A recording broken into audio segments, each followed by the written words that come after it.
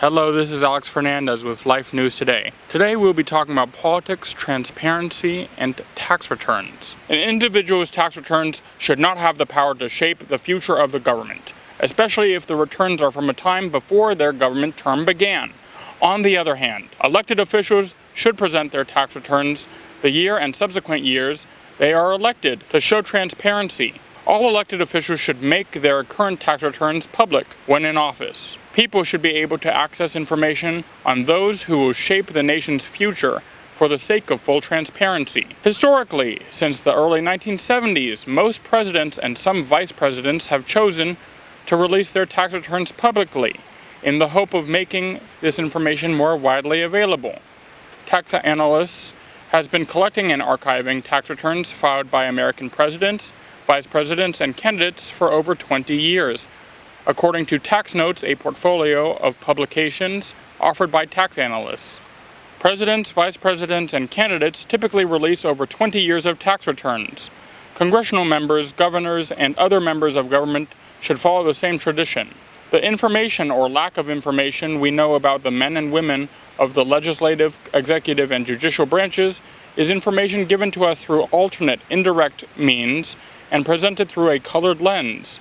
The website www.house.gov provides some information on each representative presented in the best light possible, as their names are hyperlinks to their own official web pages. Roll Call has managed to gather 23 tax returns of the 535 members of Congress.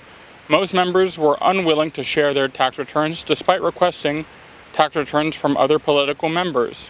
To quote Eleanor Roosevelt, "It is not fair to ask of others what you are unwilling to do yourself." These double standards of having others provide tax returns when those imposing these requests refuse to is concerning. If people in power can enforce a request without they themselves following the same regulation or request, then it is reasonable to think that most people will follow their actions and not provide their personal information. If members of the House and Senate want others to provide what they themselves will not, then a house of inequality should not be followed with the same gravity as the members command. The question of whether President Trump will release his tax returns is nothing new. However, during this delicate political climate of fairness and equality, it would be hoped that these requests be made across the board. The public should be able to track and see tax returns from the start of a congressional member's career and the differences in tax returns while in office. These members of Congress are public figures. They are also representatives and make decisions which impact the nation's present and future.